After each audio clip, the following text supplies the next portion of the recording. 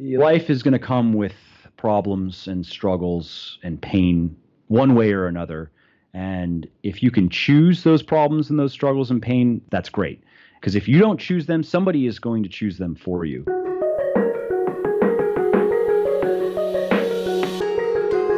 Hello, meine Freunde. Mike Matthews here, Muscle for Life podcast. Welcome. This episode is a change of pace because it's an interview that I did with personal trainer, blogger, and soon to become registered dietitian Lacey Dunn, who was kind enough to have me on her show to talk about how I got started in the fitness industry and the story behind my books and Legion Athletics and more. And the reason why I thought you might like this is I am often asked to talk about these things. And so when I go on other podcasts and talk about things that I haven't already talked about and posted on my own podcast, I figure it is worth putting it out there.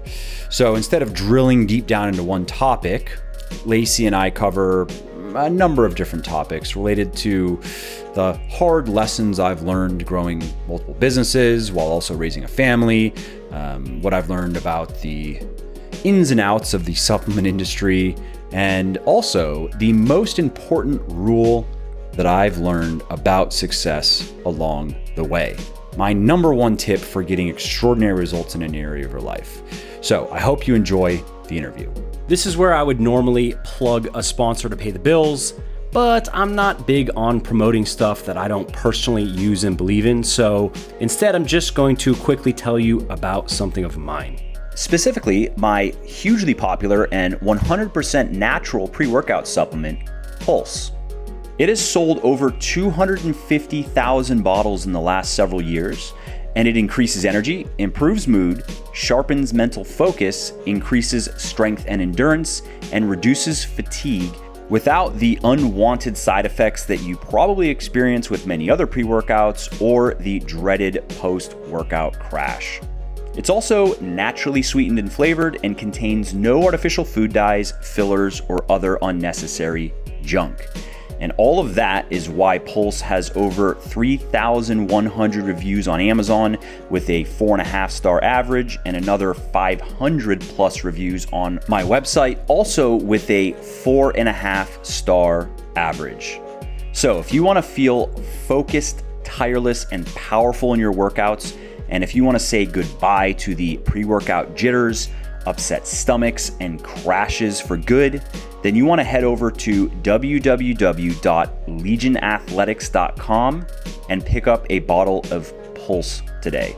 And if you're not sure which flavor to get, I highly recommend Blue Raspberry. It's my personal favorite.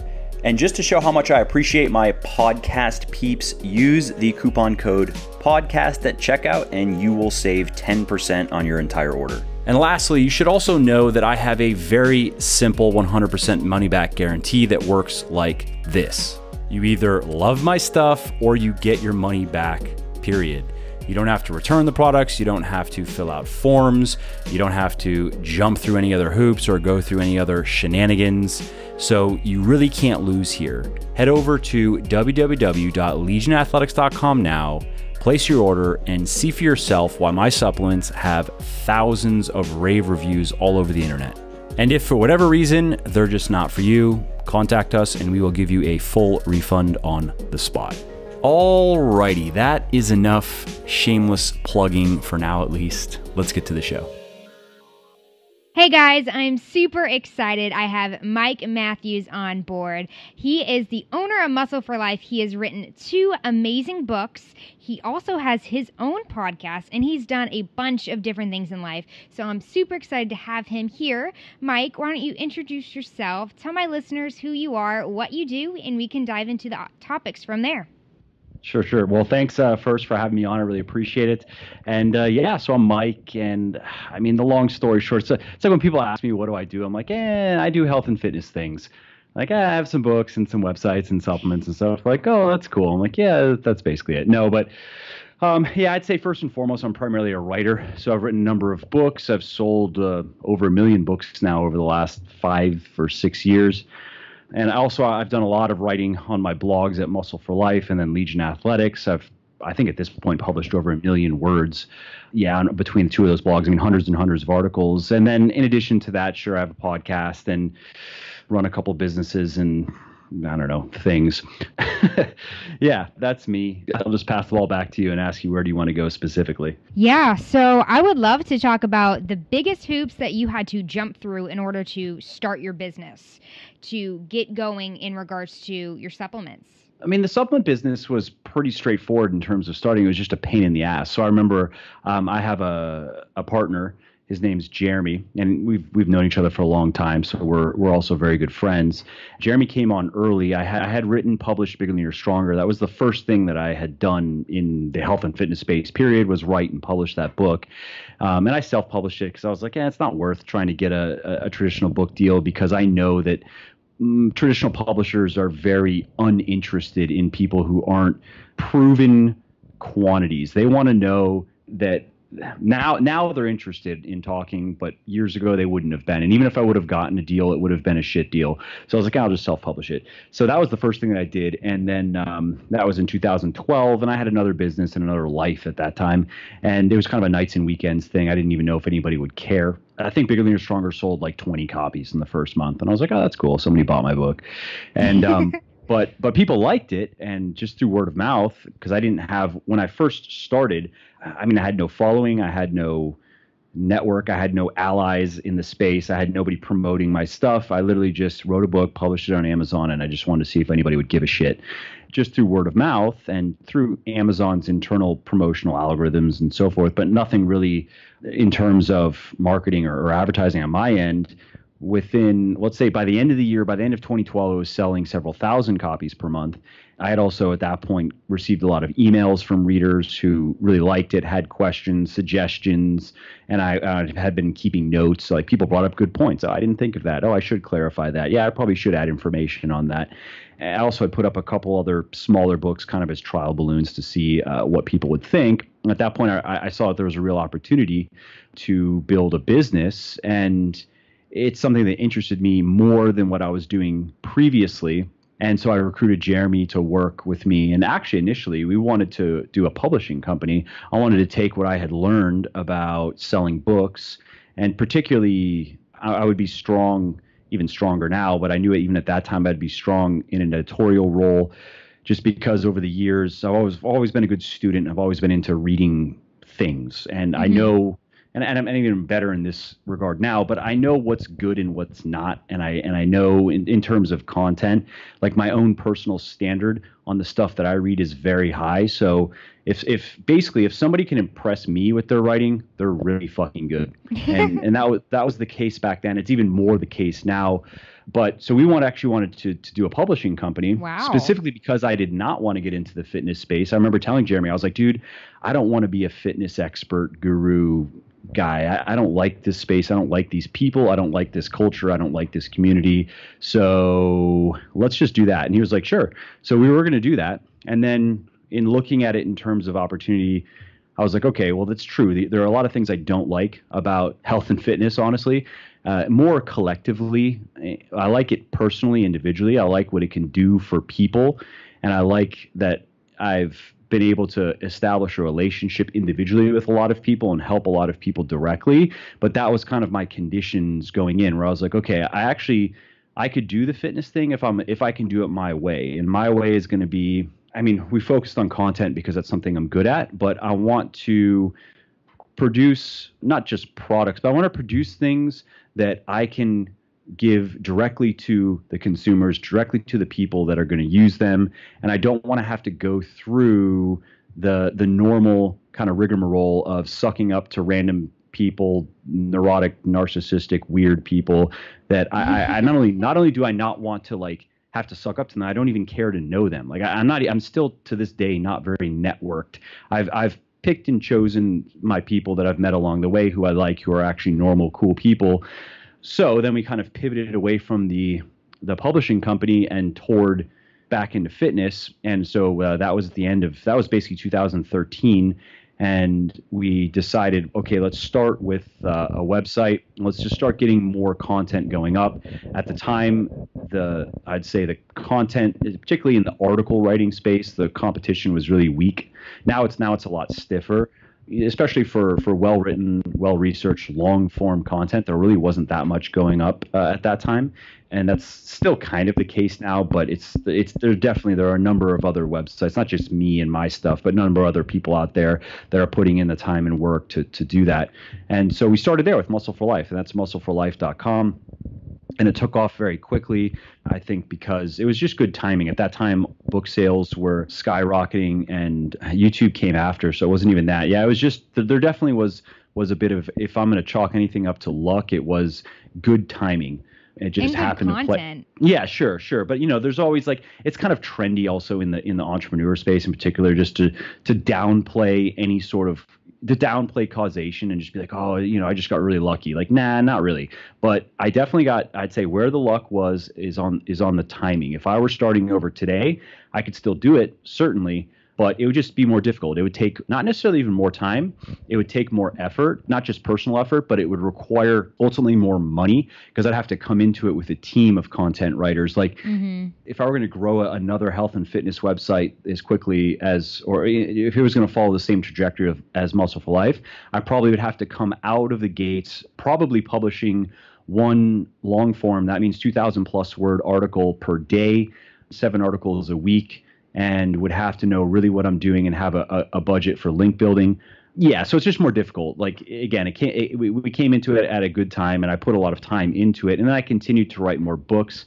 Supplements were an obvious extension of, hey, what else could we do? But again, it was if we're going to do supplements, though, I don't want to do it the standard way, which is just create bullshit products, spend nothing on them, and pay a bunch of drugged up idiots to pretend like these pills and powders actually do anything. Which is about half of the industry. More like 90% plus. But the vast majority of supplement companies and supplements out there are utter bullshit. They just don't even waste your money. And that was actually in the beginning. People would ask me, hey, what supplements do you take? What do you use? And I would tell them, I was like, here are a few things I use. Here's a pre-workout. At the time, I didn't even like coffee. So I was like, if I liked coffee, I would just drink coffee instead because I know that this pre-workout doesn't really do anything other than give me a caffeine kick. The little pixie dust dosages of beta-alanine and citrulline and whatever are not going to do anything. No. And I was like, here's a multivitamin. I take it just to cover my bases, even though my diet is good. It's not a very good multivitamin in the scheme of things. If I were making a multivitamin, mine would be a lot better. That's basically how it came about, where people kept on asking about supplements.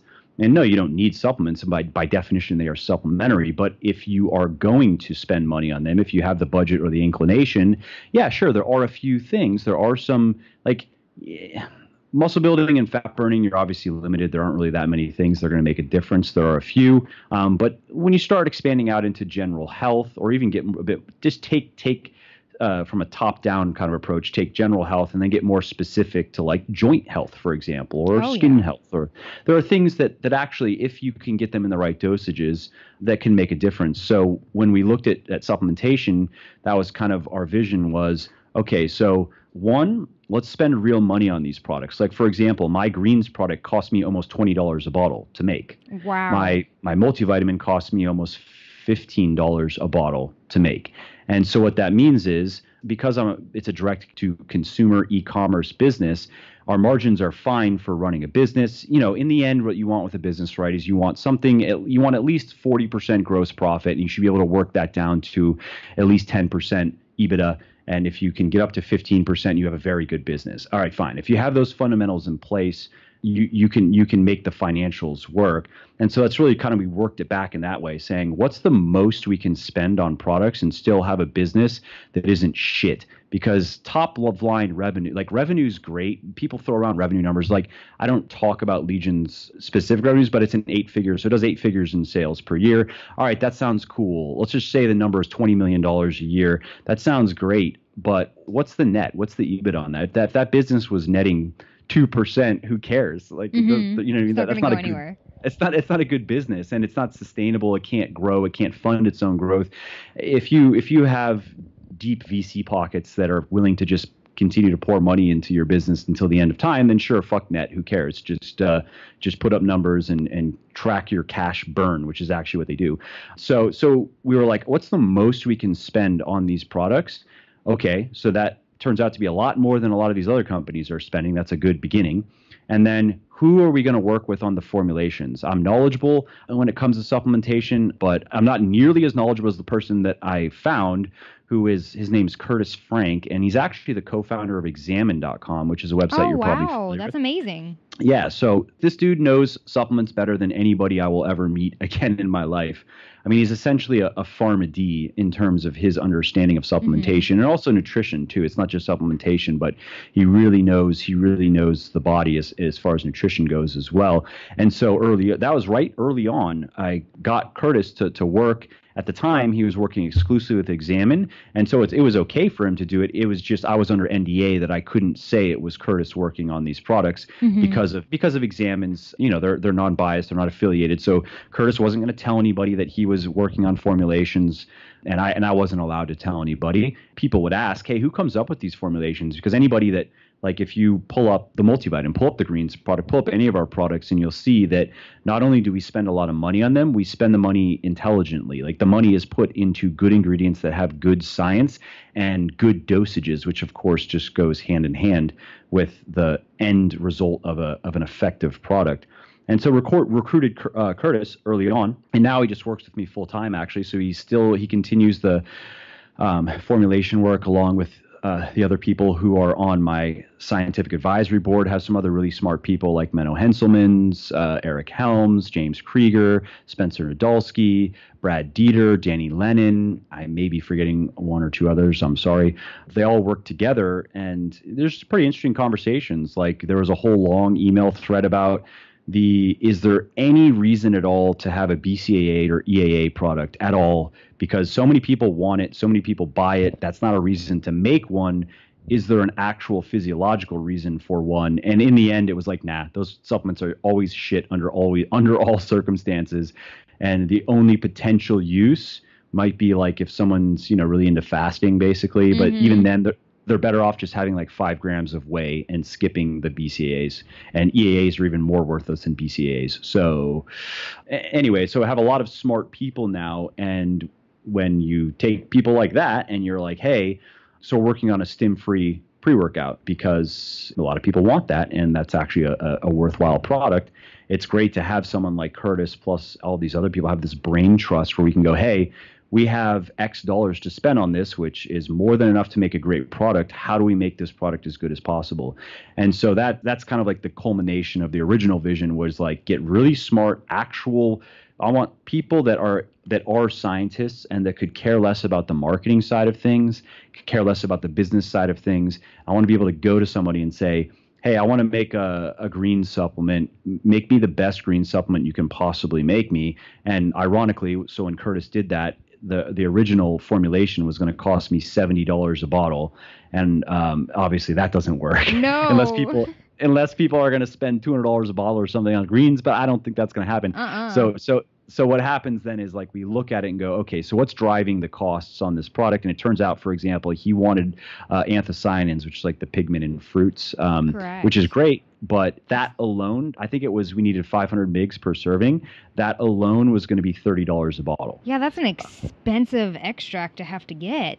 Yes. So that gets cut. We go, okay, well, because we will not pixie dust any of our products, and we're not doing it just to say something's on the label. Either it's a clinically effective dosage or it's nothing. In that case, it was nothing. But in other cases, we've been able to go, okay, ideally, I believe with our nootropic that we recently relaunched, I believe with Alpha GPC, he was like, ideally, we would have this much, but considering these other things, we could have less. We could go down to this, and I still would stand by it anybody that would want to challenge me on that dosage. Like, Curtis would explain this is why he believes this is really a legitimate dosage.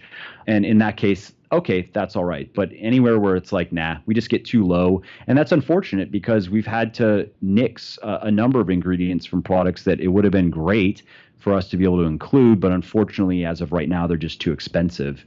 So that's kind of the story of how Legion came about, and then fast forwarding a little bit to today in terms of our USP and what makes us different.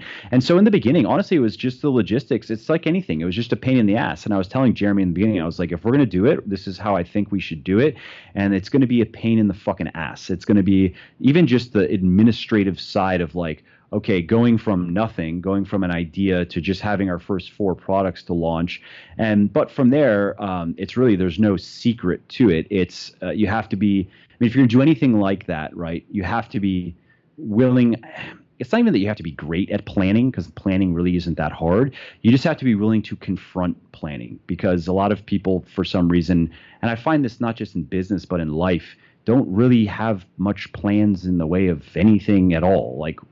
And that doesn't work. If you're going to go into something as intricate as building a business, you need to be able to sit down and really think about, okay, you have to estimate what are all the moving pieces here. And kind of like there's a book called The Checklist Manifesto, which actually I don't recommend. Just read the article that he wrote.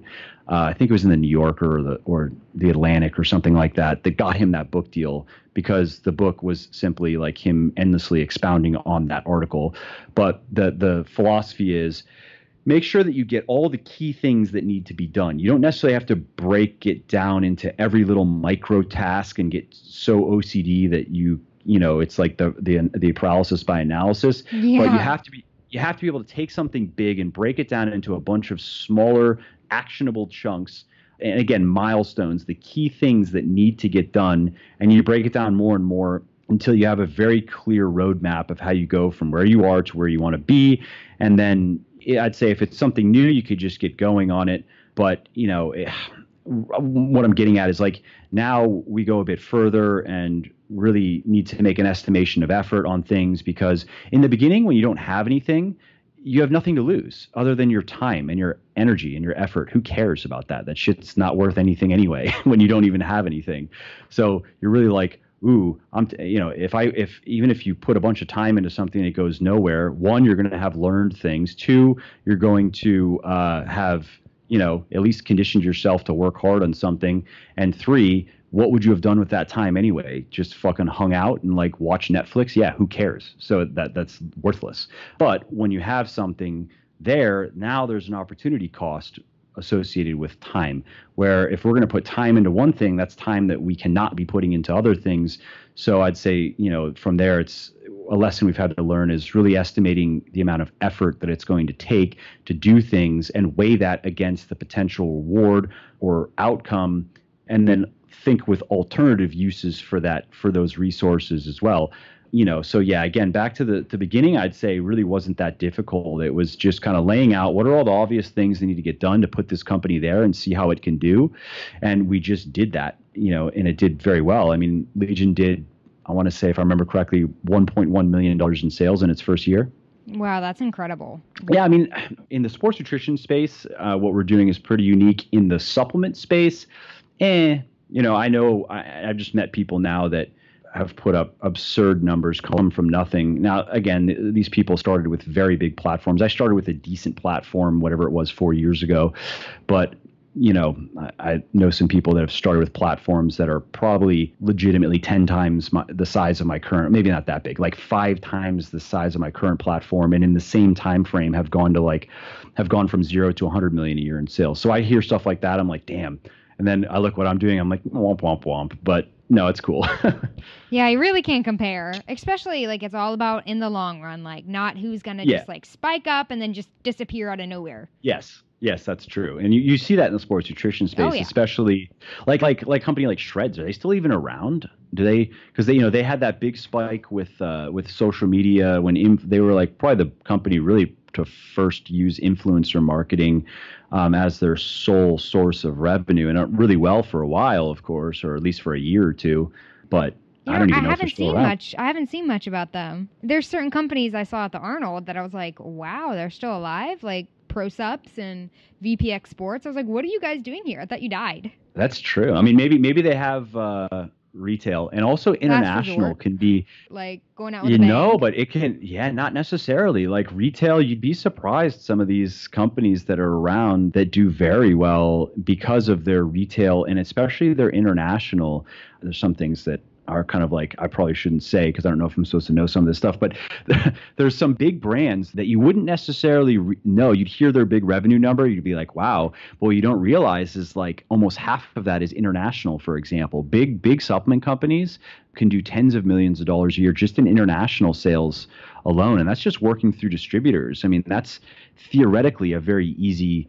I mean, once it's all established and running, it's easier to just fulfill orders for distributors who then take care of everything else than it is to like build an e-commerce business, for example. But the e-commerce business is a much stronger business. Like an e-commerce supplement company doing $50 million a year is worth a lot more than a traditional retail dependent supplement company doing $50 million a year. You know what I mean? Yeah. Wow, that's crazy. Hands down, planning is the key to anything in life. I am one of those planners. I have my planner out. If I'm going to start something, there's going to be an exact science to it. So no doubt for you, that's what had to be done. And that's amazing that you have trustworthy, dependable people helping to formulate your products, because that is the key to success there. Yeah, what the funny thing is with supplements is I think it's actually probably a bit more of it's just like a point of integrity, because you can make plenty of money selling bullshit products. I mean, a lot of people do it. And it's really who you're going to keep. That's not success to me. No, I mean, yeah, I agree. I mean, it's success by most people's standards, though. A lot of people, you have to also realize that it's not like a lot of the people that get in, especially the supplement game, these aren't people that are going to be winning Nobel Prizes in their lifetimes. Correct. These are a lot of people that are like staggeringly stupid and who just want money. Like that's it. That's all they care about. And so it's whatever it takes to get there. And then, so you see a lot of these people that have had some success, and they're obsessed with showing it off, and, their cars, like cars and, bling and all that shit. So again, I really don't like the fitness space. I'll see sometimes videos. I'm like, it makes me feel worse about myself. I'm like, this is the industry this is my industry. Like these are my peers. You're like, this is who people correlate me with. Yeah, absolutely. Yeah, it's like when people, oh, you're one of those guys. Yeah, it's my circle. Well, yeah. These are my peeps. You know what I mean? And that might sound arrogant, but it's just I've had so many odd experiences in this industry that I'm extremely jaded and cynical at this point. What I like, again, it's come back to my crowd is great, because my crowd is not necessarily those people. My crowd actually primarily is just everyday people that want to get into good shape. Mm-hmm. And that I like. And I've met a lot of very cool people that have just read my books or read articles or watched videos and just went, hey, I'll do that. I'll try that, and got good results. And so that's what keeps me going in terms of the social side of it is more, I like to hear from the people that, and it's not because they like my work, but it's because I actually honestly can relate more to like a dad or a mom who works long hours and has kids and has let themselves go out since college because life's been crazy, and now they just want to get into really good shape. Like that person makes more sense to me than some of the other people. Oh yeah, and I'm in the same exact boat. I'm all about those lifestyle clients, and I can relate so much to the college students, not necessarily the parents, because I don't have any kids.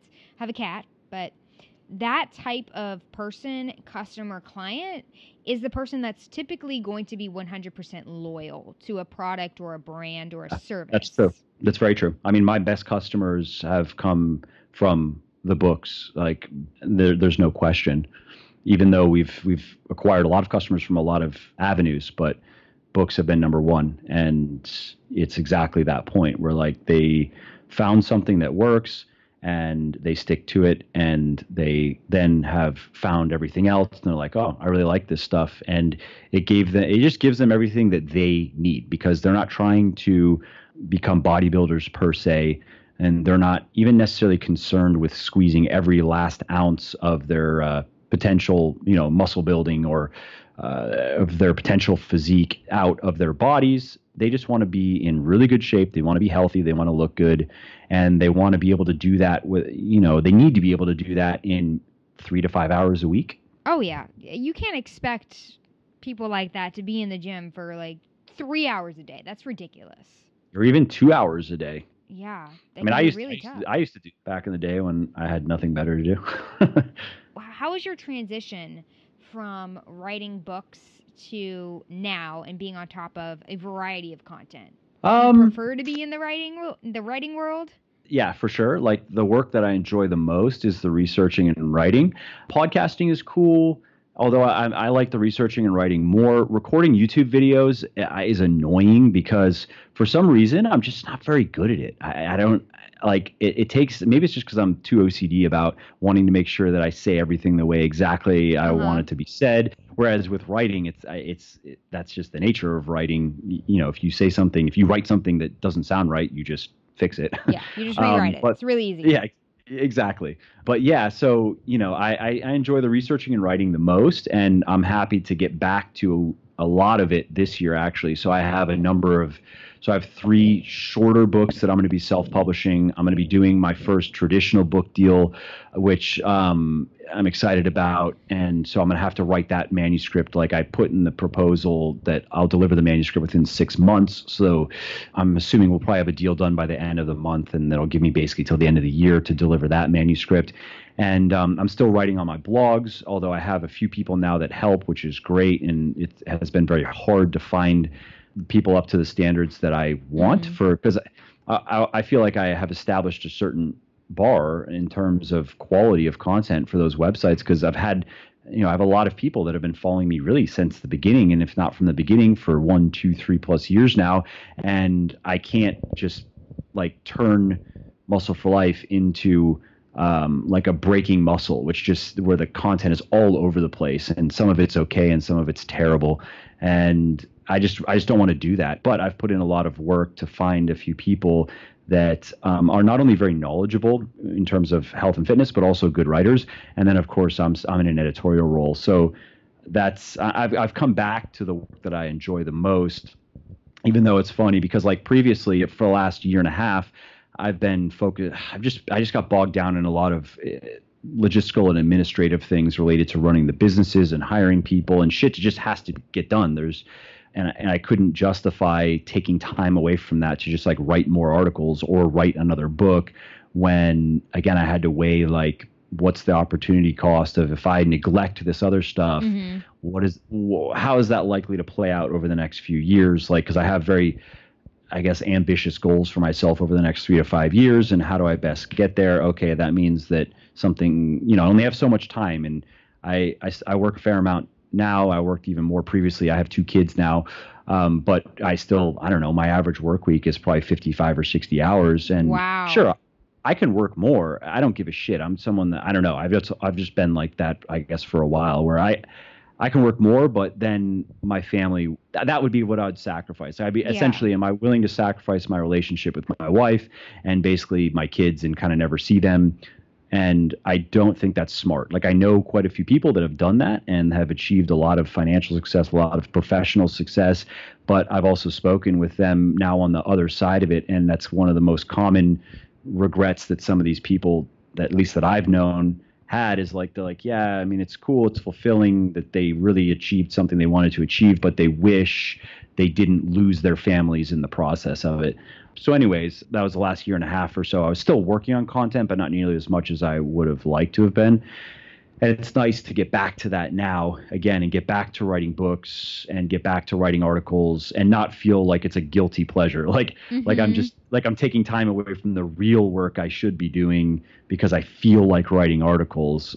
Again, the transition's been away from it was annoying but understandable. Like, I did it willingly. It was my own choice, and I thought it was the right choice. It's nice to come back to it, and it's also nice to come back to it now with a few people I can really rely on who write really good content. Curtis being one of them. Curtis writes over at the Legion blog, and he's great. Like, he's a good writer. He's also a quirky guy, and he has a funny sense of humor. Like, he's one of these, he grew up on the internet, so he just has that internet edge to him that you either have it or you don't. You know what I mean? Mm-hmm. And so that comes through in his writing and his jokes and stuff. So he makes it, I think in some ways he's better than I am in that regard, where his articles are not only informative and accurate and factual, they're also fun to read, just because he'll say things you just have to laugh. Like, who the fuck says that? Who thinks of that? Who is this guy? And that's what makes a good article. That's something I struggle with, is like, creating that connection, that humor connection. Yep. I'm very factual in my writing, like straightforward, scientific. Honestly, I'm the same. Okay, you understand. Yeah, I mean, I can do it, I think, decently. It doesn't come.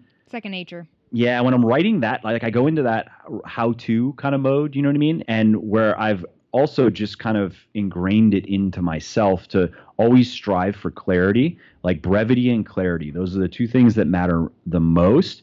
And I've focused a lot on that in my writing and really focused to try to improve on those things as a writer at the expense of style or personality, which you can get away with this type of writing because ultimately people just want to know, what the fuck do I do? Like, hey, I'm searching for how to lose weight and I'm going to read your article on how to lose weight. It better be clear and it better make sense. And if I do what you say, it better work. And so if you can check those boxes, then you're, I think, honestly, 80% there. If you can also make them laugh or just make them feel good along the way, then that's that additional, just kind of puts it over the top where people can just read something and immediately just feel a connection and be like, I really like this person. I get a sense of their personality and they know what they're talking about and they're helping me. Like, I'm going to get on this person's email list or I'm going to buy this person's book or something. So I know what you mean. I think it's a matter of also giving yourself the time, because I've run into that where I'm kind of time crunched on, like, I need to make sure this article is done by tonight because I have other shit I have to do tomorrow. If it doesn't come naturally in the flow of writing it, then you have to insert it. And you can do that. You just have to give yourself the time. Like, you have to really, when you're done writing it and when you're editing, kind of look through it and be like, okay, get into that more creative kind of mindset, I guess. Get yourself, I don't know, maybe watch some stand-up routines or something. Just get out of the analytical, left-brained OCD mindset and more just into the creative. Like, I'm just gonna have fun with this and see, can I make this more fun or more funny? And so, I mean, that's worked for me. I don't always do it though, honestly, because again, still sometimes, you know, like I published it was like a 5,000 word article on supersets last week, and by the time I was done with it, I'm like, fuck this article. Like, I need to do other things. This article's You're like, done. I hate it. Go away. Put it away. Yeah, that's like everything though, right? Who was it? Picasso said that art's never finished, it's only abandoned or whatever. And same thing with books. Like this book that I'm getting ready to publish, it's going to be June probably. And you know, you're getting to that point when you're like, I don't want to see. I can't do another edit. I just think this needs to go away at this point. Oh, that's how I feel. I have to write these like 30-page papers on different disease states. And by the time I am done, I never want to hear about that disease state ever again in my life. Exactly. Like, that's good though. That means you're doing good work. It does make you totally understand the disease, how to treat it, the pathology, but it definitely does make you want to die slowly. Yeah. That's the writing process though. It never changes. Even as some, like, that's not just me saying that, but go just read stuff from enough writers and you'll see that it's very much like, I'm glad that I can at least say that I enjoy writing. A lot of writers don't even enjoy it. They just enjoy having written. And I understand that. Like, there's some things where you kind of plod through something and it's a pain in the ass, and then it's done and you're like, all right, well, I actually like feel satisfied now. That was a pain in the ass, but I did it. So at least I can be thankful that for the most part, and that's not always the case, but I enjoy the process of writing. I enjoy the process of putting things together and making them sound good. So at least there's that. Yeah, that's super important. Now, I think I don't want to take too much of your time, so I just want to ask you two more questions. One, I want to ask you, how do you attempt to balance your family and your life and your business? So we'll start with that question. Sure. I would say I'm actually just kind of recorded a podcast on this. I'm not a big believer in kind of work-life balance. Because you can't have everything in balance. Even if you're like, oh, what is it? The 4 burners theory. You have your health and your work and your family and your friends, right? And you can't have all those burners on max all the time. And fine, it's like a silly little analogy, but I think there's actually some validity to it. Even though I would say there's more to life than even just those things. What about your society? What about things that are going on outside of the sphere of your immediate influence that if someone has to give a shit about or not, I guess. But even if you start there, you can't keep all those things in balance without having a very mediocre life, without having a mediocre work, mediocre friendships, mediocre, love relationships, mediocre health, because we only have so much time. Like, yeah, if we didn't have to sleep, you probably actually could just go hard as fuck and, take, even if we just said those 4 areas, if you could give each of those areas 6 hours a day of like intense effort, and you needed no sleep, and you needed no, you never had energy lulls, and you never needed any down. Energy is where, a lot of people get caught.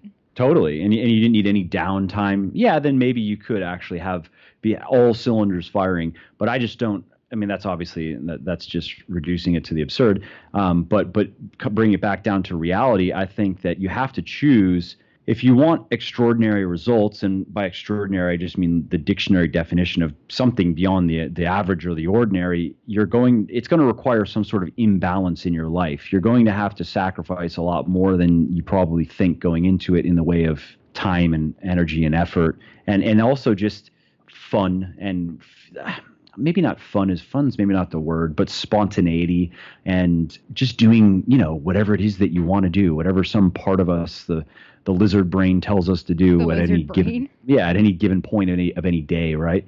Because there's definitely a part of us that just is just a tumbleweed. It doesn't really want to think, and maybe it's an evolutionary thing, because not too long ago, we couldn't even conceive of working for a carrot that takes 10 years to achieve, or something like that, because we were so preoccupied with like, how am I going to get food to survive to tomorrow? And then tomorrow, how am I going to get food and shelter so I don't die and, make it another day. And so there's a part of us that resists that more analytical, what do they call it? The system 2 type of thinking, the slow down and reasoning type of thinking, whereas the more intuitive side of us leads us astray, I think, a lot. And so, coming back to your point, or to your question, yeah, I mean, my life is imbalanced for the most part, and I don't see that changing. And so again, what I've chosen to sacrifice I haven't sacrificed my health. I didn't want to do that. So I still make time to work out, even though I go early in the morning, and I don't spend more than an hour or so in the gym 5 days per week. And that's enough, though. That plus proper dieting, I do a little bit of cardio on the weekends, is enough to stay in great shape and in great health, which I've even recently had to measure objectively, because I got life insurance. So I haven't sacrificed there, but where I've sacrificed is friends. I don't have a social life at all, and I don't care, like, at all, actually, because I can always do that if I want to. And right now I'm focused on primarily my work and my family. So I've made mistakes in like moving too far in the direction of sacrificing my family and my relationship with my wife. And she's very good in that she's very understanding of what I'm doing, why I'm doing it. She knows also just my personality, and I like to work, and I don't like just doing random shit that has no purpose. I just don't like it. I was a little bit more maybe laissez-faire when I was younger, but I was also a bit more deliberate about that, because I knew I hadn't started in my life yet. Like, my wife's German, and so she's from Germany, and so we did long distance for like 2.5 years, and I used to travel over there every so often, and she would come and visit me sometimes, but I would go over there more often because it's more fun going to Europe. At that time, yeah, I wasn't as driven as I am now, or I wasn't as focused as I am now, but I would say that that was intentional, and I knew that, like, I'm going to enjoy this for now, but this is not life. This is going to end, and I'm going to have to get serious, so to speak, about doing something with my life. I'm not just going to, whatever. My dad is a successful business person, entrepreneur, and I could have just kind of dirtled around for a while, basically, and not really had to do anything. And so I was a different person in some ways in that time of my life. But then once it was like, okay, it's time to really work and figure out my life and make something of myself, that side of me is gone, basically, because I just like, it just doesn't fit anymore. I can't have vibrant relationships, friendships that take time. I mean, you have to like invest time and work into a friendship. It doesn't just really magically. Absolutely. It doesn't just magically create itself. And so I intentionally was like, well, that's done now. Go back 5 years. Like, by the time I'm 40, this is how I want to be. This is how I want myself to be set up in terms of my life.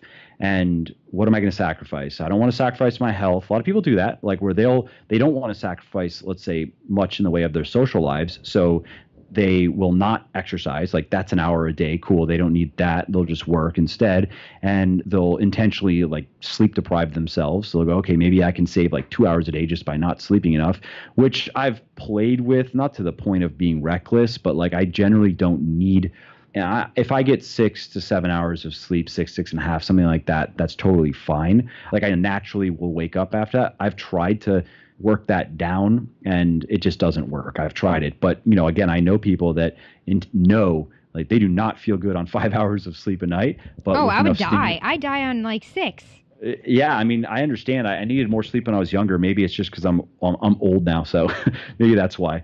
Then they go, okay, well, I'll just sleep 5 hours a night, and I'm just going to pound stimulants, and then at some point, then that turns into like, oh shit, now I need drugs also to fall asleep. And so those are again, sacrifices that people make, and I didn't want to make those sacrifices. So I don't have a social life really to speak of. Maybe I'll see a friend once a week. I mean, I do work with my friends, so there is that. But we also are we're here to work. Like, we're all cool and we have fun, but we're not here to just hang out. There's really not much hanging out going on. It's working. And so outside of work, maybe I'll see somebody once a week or something. And the weather's getting nicer, so I'm gonna golf probably I like the old white man sport. A buddy of mine will play once a week or something. So yeah, I mean, I think that you have to be okay with your life becoming imbalanced, and then you just have to be aware of where the imbalances are and how extreme they are and what it takes to bring things back into balance before they all fall apart. And again, I've experienced that more with my relationship with my wife, where I've gone for days with just work, and not had very much in the way of interactions with her. Like, sure, had some conversations, but you only can do that so much and so often before the relationship just starts to feel kind of like almost like a roommate. Yeah, exactly. I never had a roommate. I was thinking, what's the word? Like, not a partner, but yeah, exactly. a roommate who happens to like raise, at the time it was just our son, who happens to like raise my kid. So I've learned that lesson though, and now I'm better in that regard. But yeah, I mean, I don't think there's anything wrong with having an imbalanced life, so long as it's a decision that you've made deliberately, and you're aware of it, and you are aware of the downsides and the consequences, and you have worked out how are you going to prevent catastrophe, I guess. Yeah, as long as you know where you're going, you're putting effort into what's a priority for you, and that you're happy, and you're stepping towards where you're going to be happy, not stepping towards, a downward spiral. So totally. Thank you so much for that. And one last question. What is your biggest piece of advice for success in life? This is good timing, because this book that I'm wrapping up is I'm calling it the Little Black Book of Workout Motivation. Hopefully I'm trying to do something that is going to be interesting and not just the same old tired cliches that we read in like Instagram captions, and trying to do something that has at least a little bit more, I don't know, weight or substance to it. And I also hope that people are not only find it motivating for, their health and fitness goals, but also all their other goals and areas of their lives where they want to improve. And I would say the number one tip, and this is kind of taking from this book, and the thing that this is me being totally selfish, me just sharing what resonates most with me, period. And this maybe is just a consequence of my personality, which tends to be kind of brusque, and I don't know, I'm an acquired taste, I think. But it's basically the ability to suffer, to be able to do things that you really don't want to do, regardless of how you feel about them, and to be able to just take more pain and more discomfort than the other guy or the other girl. That, in the end, I think is really what sets apart great performance and great achievement from mediocrity. I think you don't need to be able to take all that much to get okay at something or to produce okay results. But to really do well in anything, and of course fitness is a simple analogy or a simple metaphor for this. I mean, as someone who competes, I'm assuming I've seen your pictures. Yes, I don't know if you still compete, but you have. Yeah, like that's a game of suffering. That's all that is.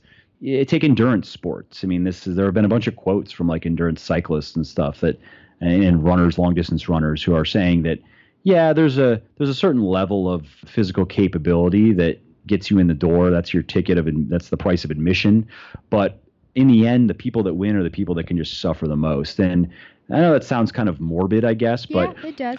Honestly, I mean, that's something that I would say one of the things that I've gotten good at is doing the stuff that needs to be done regardless of whether I like it or not, or regardless of whether I want to do it or not, or how I feel about it.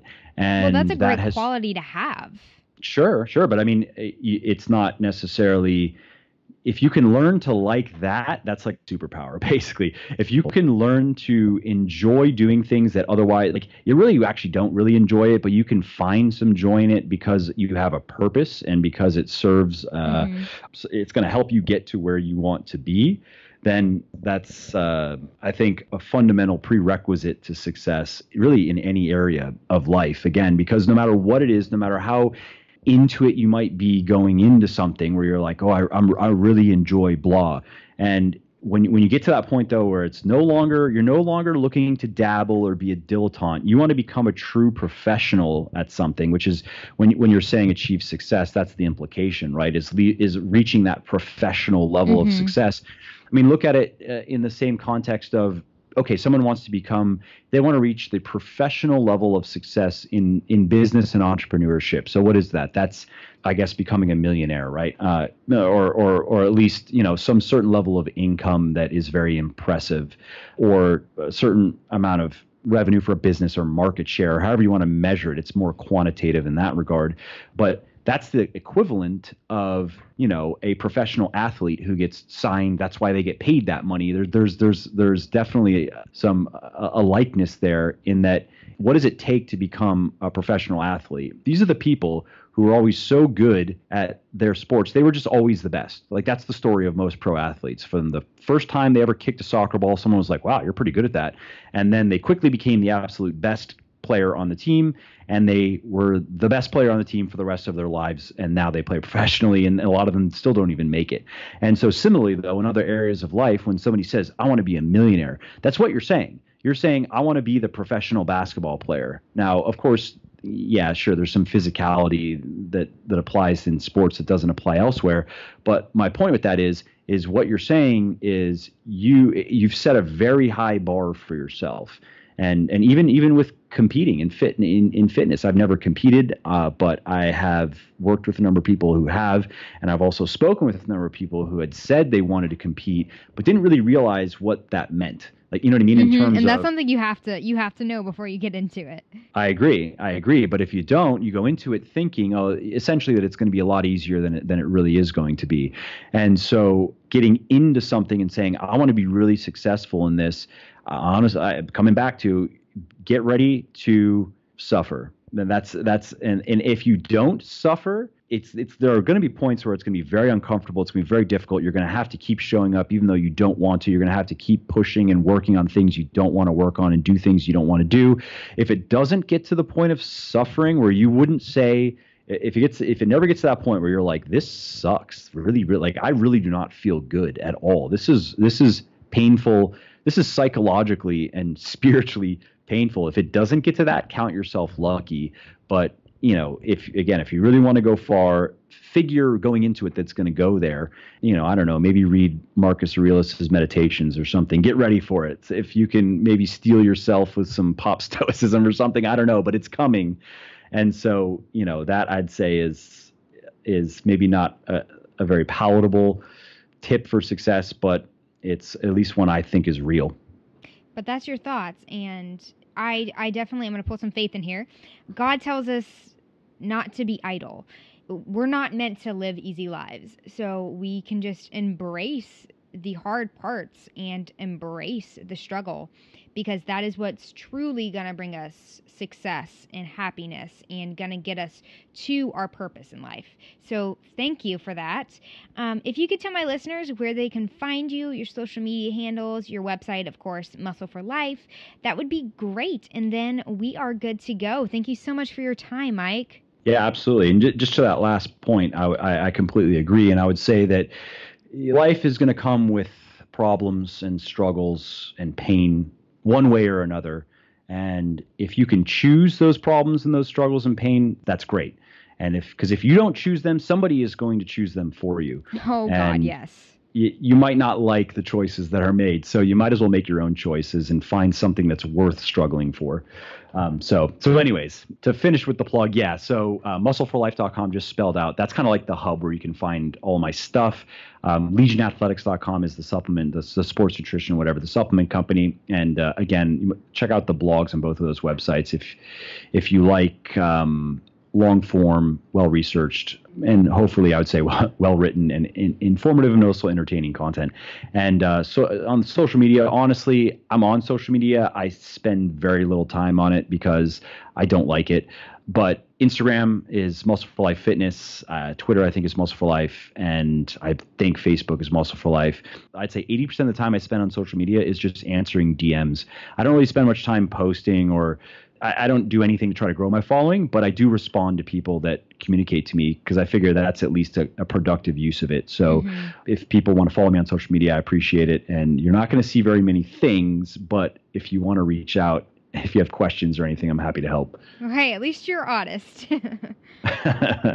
So Okay. I just want to say thank you. I just want to say thank you for having me as well. I appreciate the opportunity, and I appreciate you taking your time. Oh, no, you're so welcome. I hope you have a fabulous rest of your day. Yeah, just thank you so much again. And I will hopefully meet you one time or speak with you later, but I hope you have a great day. Hey there, it's Mike again. I hope you enjoyed this episode and found it interesting and helpful. And if you did and don't mind doing me a favor, then please do give this video a like and leave a comment down below. Not only do I like to hear from everybody and I jump in and reply to as many comments as I can, it also helps other people find their way to the show and learn how to build their best bodies ever too. And of course, if you want to be notified when the next episode goes live, then just subscribe to my channel and you won't miss out on any of the new content. Lastly, if you didn't like something about the show, then definitely shoot me an email at mike@muscleforlife.com and share your thoughts on how you think it could be better. I read everything myself and I'm always looking for constructive feedback, so please do reach out. Thanks again for listening to the episode, and I hope to hear from you soon. And lastly, this episode is brought to you by me. Seriously though, I'm not big on promoting stuff that I don't personally use and believe in, so instead I'm going to just quickly tell you about something of mine.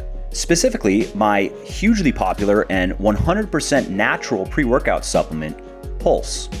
It has sold over 250,000 bottles in the last several years, and it increases energy, improves mood, sharpens mental focus, increases strength and endurance, and reduces fatigue without the unwanted side effects that you probably experience with many other pre-workouts or the dreaded post-workout crash.